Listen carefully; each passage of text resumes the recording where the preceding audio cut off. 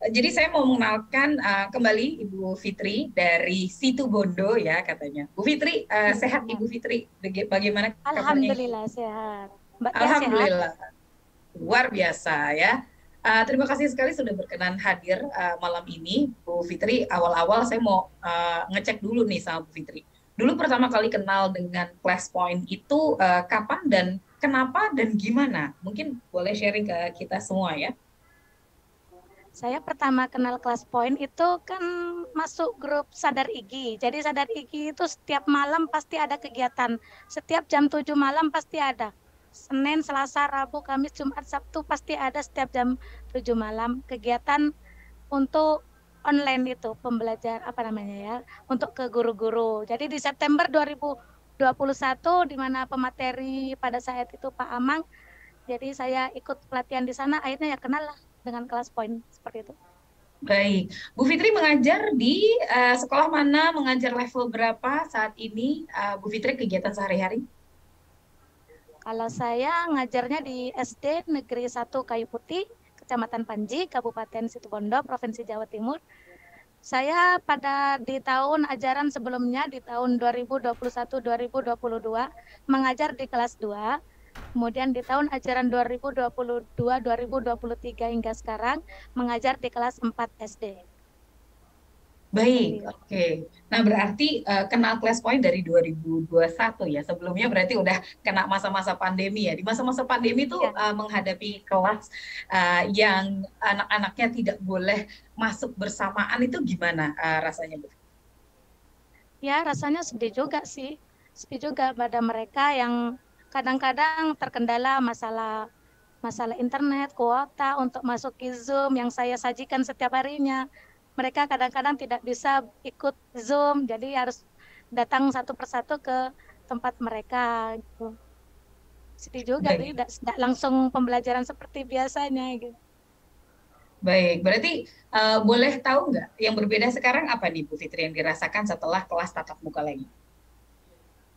Setelah kelas tatap muka kembali, ya Ya. senang. Senang kemudian ya dengan adanya satu pembelajaran yang kreatif, inovatif ini saya coba dengan siswa untuk menggunakannya. Mereka saya coba untuk memainkan di kelas gitu. Awalnya masih belum bisa masih belum bisa mereka membawa HP karena masih kelas 2 kan, belum bisa bawa HP mereka. Jadi saya coba pinjam dulu ke guru-guru agar mereka bisa memainkan secara berkelompok. Kemudian saya umumkan di grup agar mereka itu membawa yang mengizinkan orang tuanya membawa HP silakan mengizinkan peserta didiknya untuk membawa. Jadi mereka setelah diumumkan seperti itu bawa HP-nya hanya 3, hanya 4 gitu Mbak Tia. Jadi diakali dengan saya di kelas itu untuk membuat kelompok. Jadi setiap satu HP itu untuk 5 orang karena 20 siswanya saat itu. Seperti itu. Jadi lama kelamaan orang tua saat jemput siswanya mereka kan nengokin apa sih kok sampai rame-rame di dalam ternyata mereka memainkan HP. Akhirnya saat saya umumkan lagi di grup besok membawa HP ya karena kita akan ada post test untuk pembelajaran minggu ini itu kan pada saat itu masih tematik subtema satu pembelajaran satu setiap pembelajaran di akhirnya itu di setiap hari Sabtu itu saya pasti menyarankan kepada di grup itu agar membawa HP jadi mereka akhirnya lama kelamaan juga banyak yang bawa sampai pernah full sampai 20 orang bawa semuanya gitu akhirnya gitu antusiasnya mereka karena mereka HP memang benar-benar digunakan dengan positif itu Mbak ya.